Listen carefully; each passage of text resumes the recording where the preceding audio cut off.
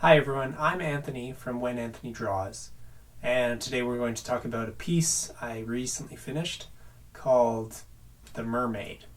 The Glowing Mermaid? I actually don't have a title yet, but it's right here.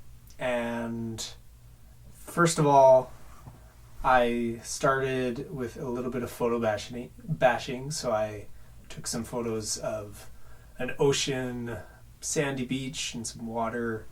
And then I took this photo of a woman on a bed with her legs up in the air, and I flipped it upside down.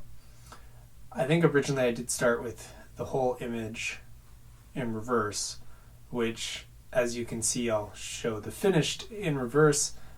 There's a cool element to that too. I like seeing it that way. But at the same time, my whole plan from the beginning was to have the mermaid in this sense be vertical, where the tail's pointing down, and I don't know if that's vertical or not, but they're both vertical.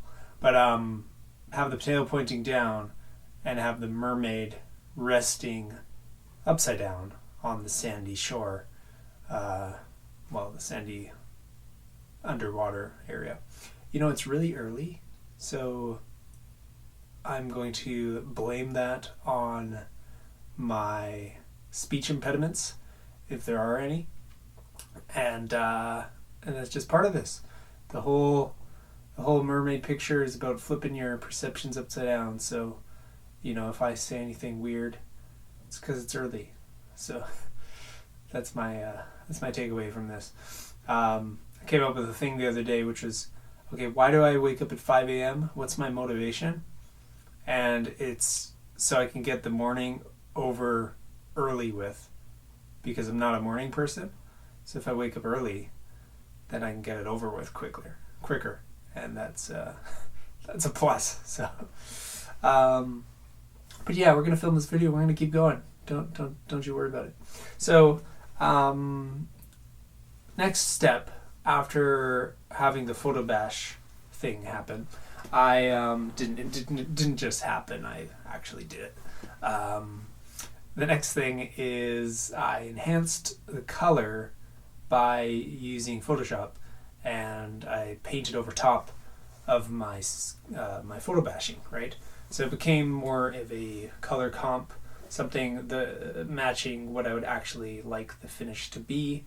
A lot brighter, a lot more saturated. If you look at the photo bash, it's quite dull, and ultimately that's why we painted as the artist, because the photos, as good a photo as it is, in some areas there's always the prerogative of the artist to make it look even better. So I started to color it in that way and come up with this color comp, and then once that was done, it was a process of first thing I decided to do after that was actually do a gouache color comp. Even though I had the colors already established digitally, I did feel a desire to do a gouache study, and I'm still working out all the but the procedure. It's really not tricks at all. I'm working out the procedure of what I would like to do in terms of my process with both traditional and digital. And obviously that could be different for every single piece. But there are things I am realizing that I enjoy about certain aspects, whether digital or traditional. And ultimately I do love the idea of originals and working in traditional medium, yet I've also felt recently that I've overcome a sort of barrier that I had towards digital in that way, and that I'm just having a lot of fun doing it digitally, and so that's why I'm doing it. It's not so much because it's better for me as an artist in terms of the dexterity and the technical stuff, the prowess that you can establish through the traditional context, but it's more so because it's just fun, and it is helping me to explore in new ways that I hadn't really done before, I guess you could say. So, or at least in a new way. So, doing the digital stuff is working for me and I'm enjoying it, and yet I'd also like to continue to meld in my traditional mediums into the process of creating a finished image, which may look like doing a charcoal drawing on a newsprint pad and then taking a photo of that and using that drawing as the base before I digitally color it. Or it might mean sketching various things and then mashing them together photo-wise, or drawing something and then digitally and then doing the gouache color study afterwards. And some aspects of what I did with this particular drawing and painting that I liked was how there were strokes in the gouache painting, in the color comp, that I kept all the way to the end of the piece. And as much as it is a comp, there's a certain style, or the well, parts of it I don't like, and parts of it look way better in the final piece. Other parts, there's sort of a traditional paint freshness that I enjoyed, having the texture and the style. I don't know if style is the right word, but what it looks like, the aesthetic of the traditional medium coming through into the digital piece, or keeping it all the way to the end. And I think that works in a neat way, and so I decided to play with that. There were some areas with the fin that had some nice washy strokes, because I was actually using water and paint when I did the gouache comp, and they looked really good at first, and then I did end up working the tail a lot, and I think ultimately to a better place, to a more refined, colorful variety of, and just more refined. It just looks better. But at the same time, there was some of that juicy water niceness that was in the original, and I could potentially play around with brushes that would create like Photoshop brushes that would create that same kind of look, but I haven't done that. And I also just like the idea of using it actually traditional medium, instead of what a lot of people probably do, is make digital brushes out of the traditional medium by doing like a water stroke and then taking a photo and transferring it and making a brush with that, which, is cool. But I also could just actually paint the whole thing and then take a photo and whatever. So we'll see. It's just various interesting elements to how this one came about. Once I had done the initial color comp, that was the coloring over the photo bashing, then I posted it on Instagram, and I asked, should I paint this or should I paint this other one? And that's when the Mermaid was chosen by my followers. And so then we went with that, and we continued. We did the gouache, and then I took a photo and ended up coloring it online. And at some point I reached a point in the process where I recognized that the tail was too small. It was too close to the size of feet, and ultimately just not that elegant, and didn't feel like it would propel this creature, this mermaid, underwater very well. It was just a little too small, and as much as it could have been a foreshortening thing, that it was like in distance a little bit as her tail's kind of bent, and you can't, it's blurred out in a sense of being like immersed in the water and how far does it go. I didn't think it would work, so I grew it, and I had to expand the image, and since it was digital I could do that, and I grew the image, expanded the tail. At that point I thought of an interesting idea, which was that I had sort of this border around where the previous image was and where this image now was shrunk into. I thought for a while of doing some kind of frame for the piece, in the sense of having some element that is a frame within a frame, and then it would disappear as the water meets the sand. So there'd be the sand and it would meet the water, and that's when the frame would disappear and the whole thing would open up.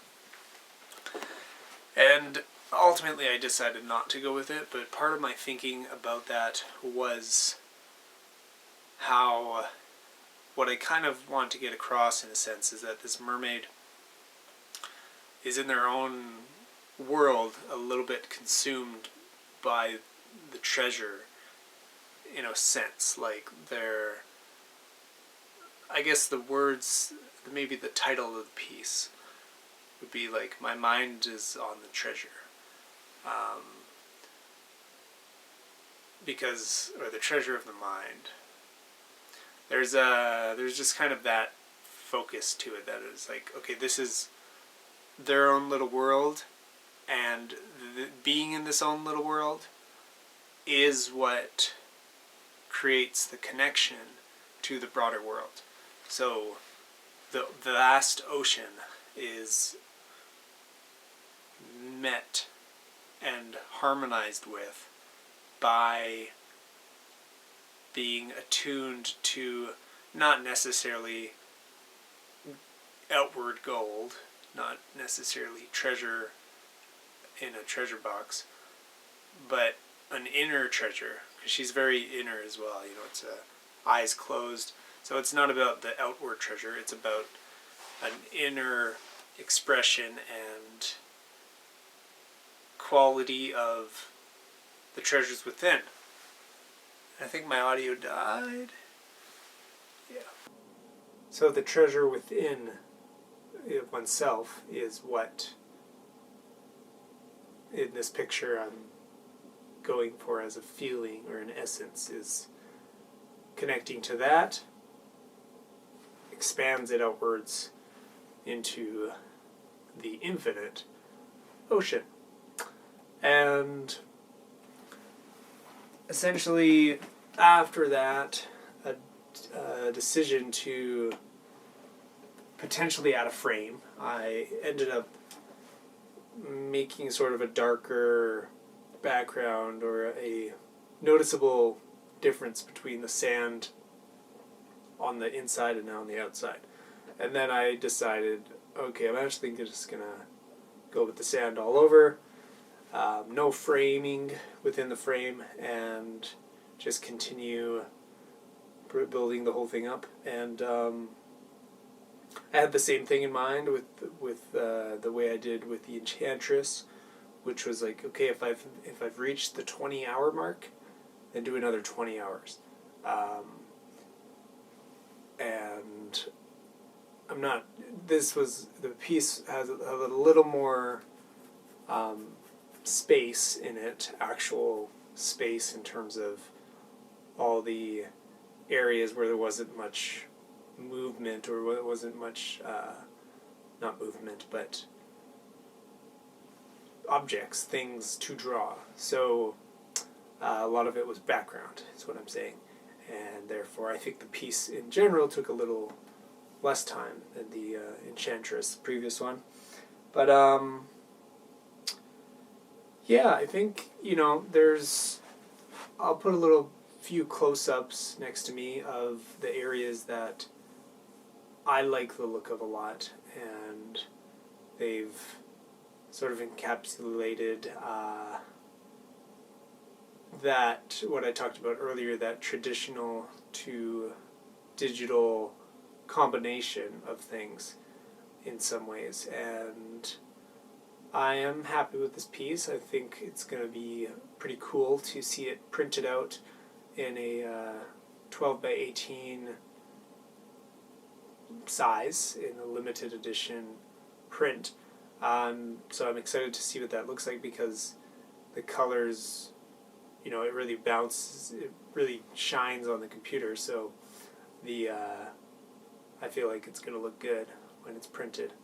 And I also think it has, it's not as creepy as my last one. I think it is something that perhaps is more suitable for a lot of viewers, in the sense of this is something you might actually want to see every day that wouldn't kind of creep you out too much, maybe.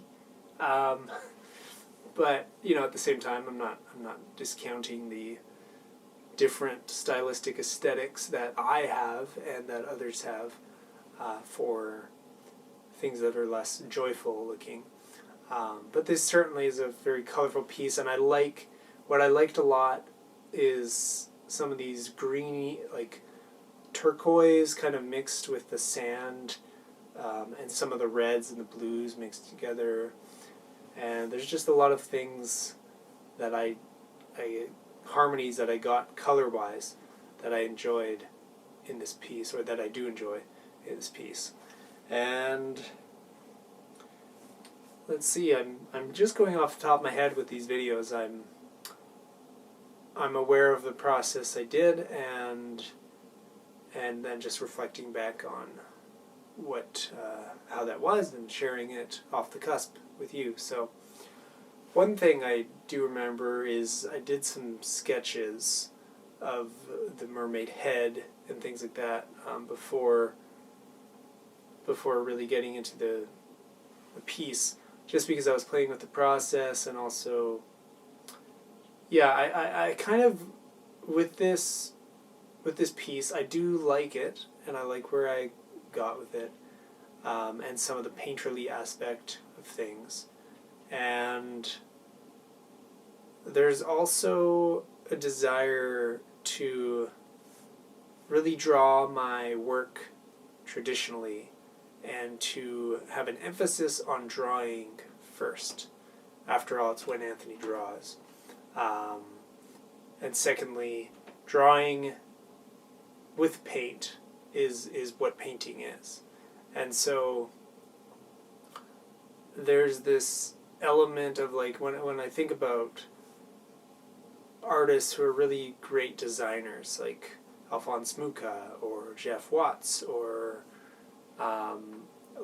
J.C. Leyendecker, a few people just coming to mind, that there's other artists that are in the same, are just really good also. Like, obviously there's plenty, but there's a difference between, say, artists like J.C. Leyendecker and Dean Cornwell, to me, where they're both extremely amazing, yet I feel like J.C. Leyendecker has more of a design style, where Dean Cornwell, it's closer to being realism as realism looks, even though it's obviously far from it. In the sense, it's very painterly, and it's not actually representing reality as we see it, yet it's not as designed as the reality that Leyendecker sees, or someone else. So there's a desire with this, with my work, not to make it photorealistic. I don't want to make a piece that looks like a photo, and I feel like I did a good job with this by emphasizing the color where I wanted it, and exploring the piece in ways like that, as well as, it's a fantasy creature and such things, but there's a desire to be a great draftsman, because that is ultimately, in one way, it's the beginning of the process, and it's the, you might say, quickest part, because the rendering can take a long time, and the rendering is important to get to that quality of a finished piece. Yet, what you're rendering, where you start, and how good the drawing is underneath it all is what determines so much about where the piece could go. That you could render it 100 different ways, but if you're stuck with the same foundation, and it's a foundation you don't like, then that's not going to propel you to great rendering. It'll simply be rendering on top of a thing you're not absolutely fond of, right? So for me, this piece emphasized, I like painting in this way where I'm really going straight for it, and I don't have a nuanced illustration that I'm following underneath. There's something cool about the process of just using a brush, and it's like alla prima, digital alla prima, where even with the gouache painting, I did do a pencil sketch before I ended up painting on top, and you can see how detailed the pencil sketch is, and how I really like the pencil more than the painting. So, but then there's, so I'm not so pleased with my gouache painting, but it was good for where I was in the process, and it brought me closer to my goal. So that was part of it, but ultimately I would like that part of the process to also look as good as the finish, or lean in that direction, and I feel the pencil sketch did that more than the actual painting on top of the pencil. So ultimately the goal would be bring those two things together, where I can do that painting in whatever medium at the same level of my nuanced pencil work, and I am heading there, and part of it is, that process for painting does involve rendering, but at the same time, I feel like I'm an idea person also, that the ideation and the ability to quickly create variations and quickly make an idea come to life is something easier done in essentially sketching. And so drawing is quicker in the sense that it doesn't have all the aspects of value and paint and and color and these things that can add a lot of time in a sense. And then there's also the methods of being able to quickly paint something, which is its own version. Yet to me it never. I've always been a drawer first, having pencil be my main medium, and I think there's just something about the nuance of it that I really enjoy. Hi, I'm back, and I wanted to add something to the descriptions about my painting. One aspect of painting that many artists talk about is to look at things in different ways. So when you're drawing something, to use a mirror, to reverse it if you're using it digitally and you can just flip the image. Anything that makes you see what you're doing in a new way. You could even take a photo and look at it then as a small thing and see what the difference is there, right?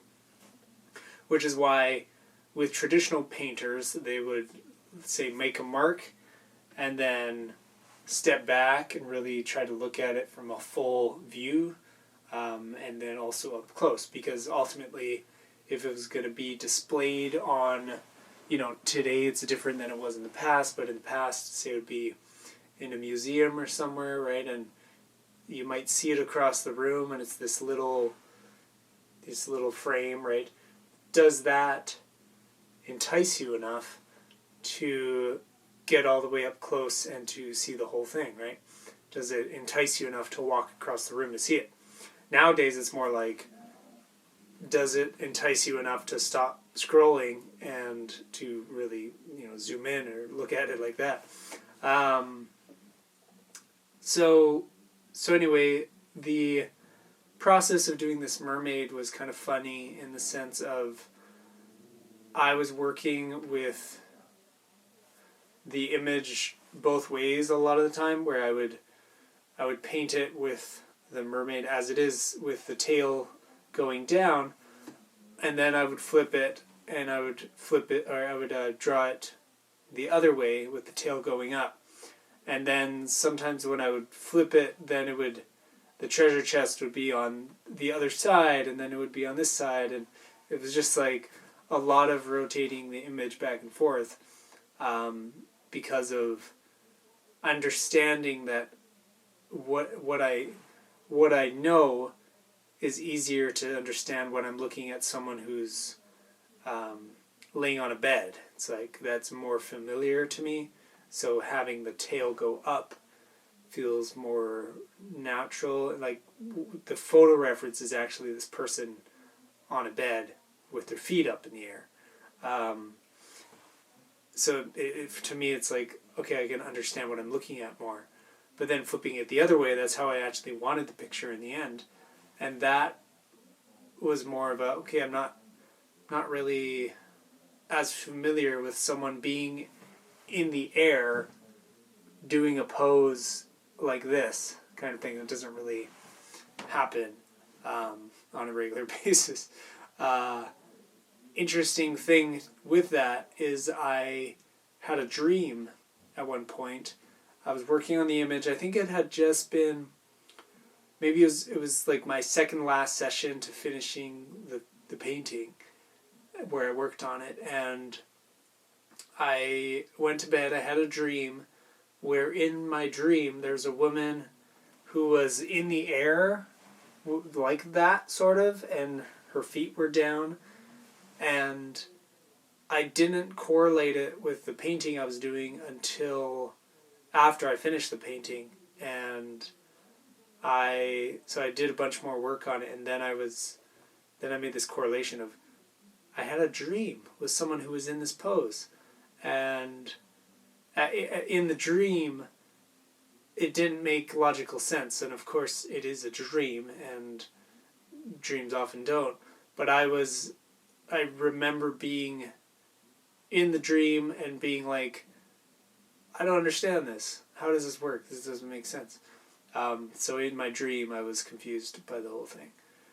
But ultimately, I chose that position because I think it is a cool way of looking at mermaids, in a sense that we wouldn't see them, or the way they perceive the water that they exist in is not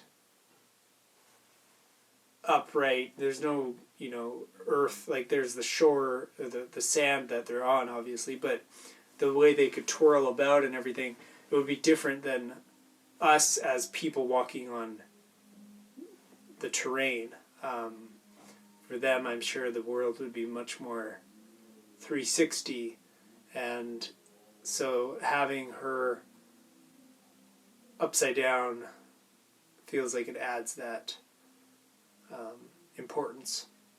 And it was also helpful for painting because I would switch the image a lot, and it's really a good tool to do that, to make sure everything's working as you'd like it to be. So just thought I'd share that after looking at the pictures again of my process. I was like, that's an important point, and I forgot to mention it. So There you go, and we'll see you on the next time around.